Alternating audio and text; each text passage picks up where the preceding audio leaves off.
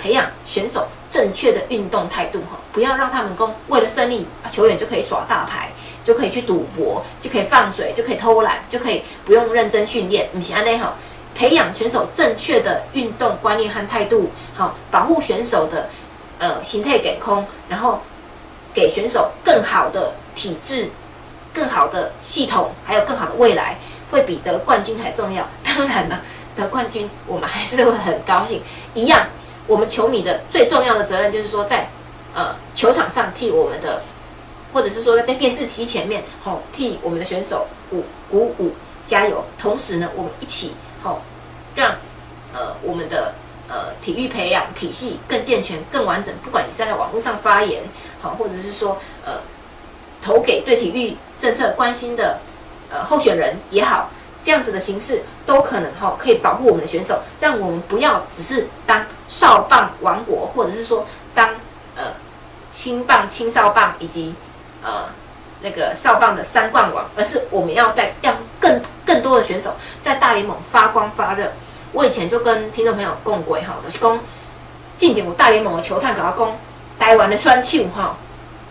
身体的素质是全亚洲上好的我们有很好的身体素质因为其实台湾有98%以上的人其实有原住民的血统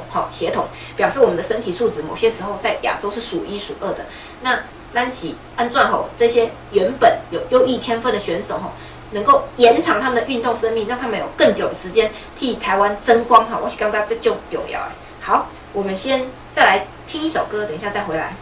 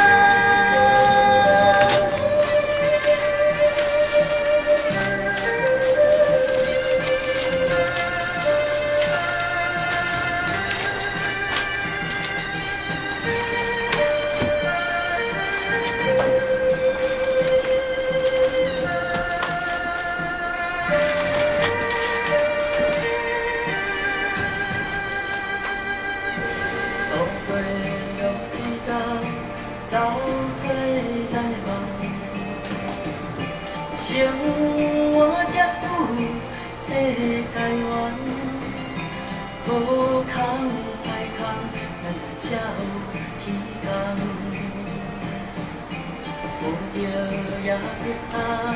是缘。咱的梦，打破发光的生活，手举珍珠的花底，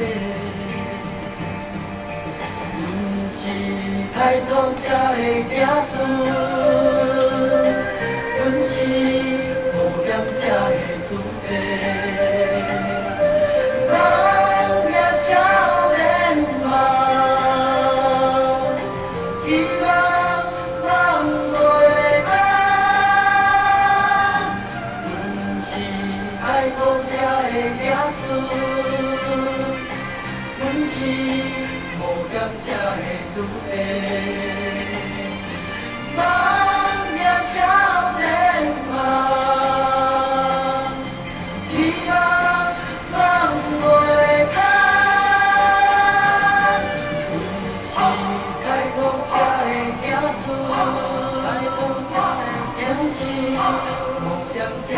自白。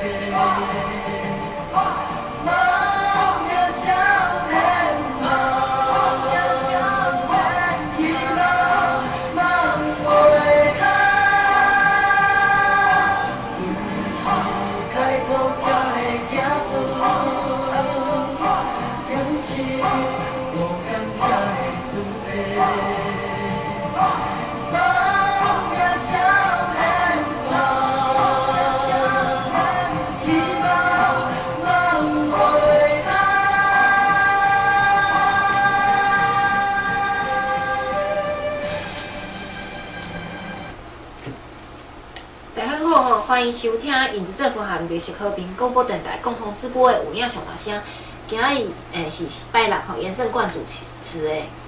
台湾关键报告，但是今日在走行程，拄啊嘛有和阮连线吼。啊，我是代班的主持人杨慧茹。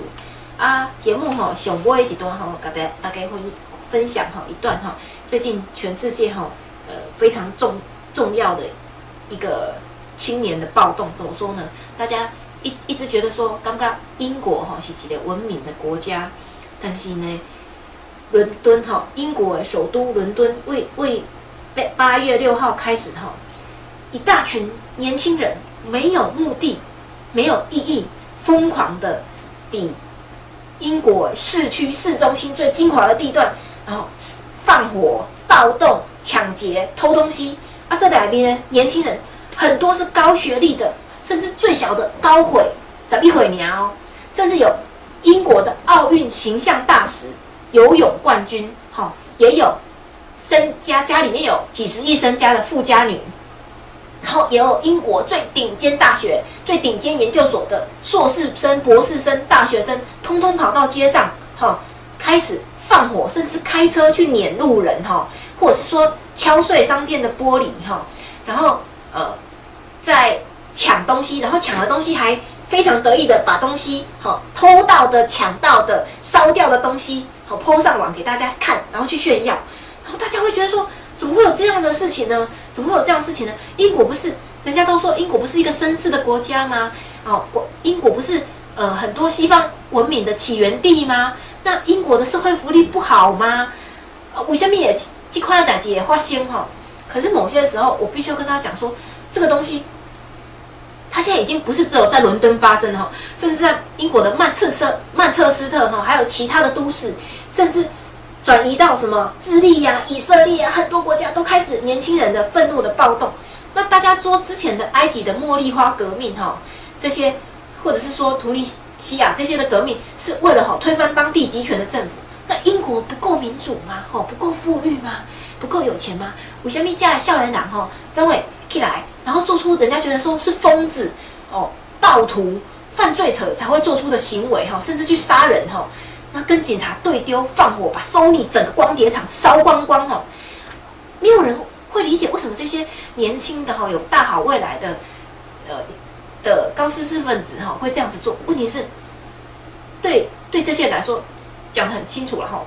我们其实可以看出为什么他们会这样子做的某些原因，是因为他们看不到他们未来的希望过去我们的爸爸妈妈的年代，我们祖父母的年代，虽然日子过得没有那么好，可是他们一直努力的向上，他们看得出他们只要努力就可以得到成功，他们努力在探究钱，但是现在大学生呢，发现说，哦，我现在再怎么努力，我去念了名校出来，结果发现一样，拿2.2万的薪水，比我的叔叔伯伯大学毕业的时候领的还少，甚至找不到工作。那我读书的目的是什么？我认真的目的是什么？我努力的目的是什么？我们未来可能面对世界经济的萧条，甚至面对无能的政府，我是觉得说，基本上未来不管是蓝绿的执政者，必须要拿出一套台湾应该要走的方向，不然迟早台湾的年轻人，那些绝望的年轻人，不知道未来在哪里的年轻人，如果我们的执政者或者是我们这一群人以及我们的长辈们，不能够选出一个好的团队、好的政府，带领台湾的经济继续往前走，或者是说让台湾的年轻人看到他们未来的发展的希望，可能几个月后，可能1-2年后，台湾的年轻人会变成跟英国那群绝望的年轻人一样的疯子，跑去烧杀掳掠。我是觉得真的很忧心。好。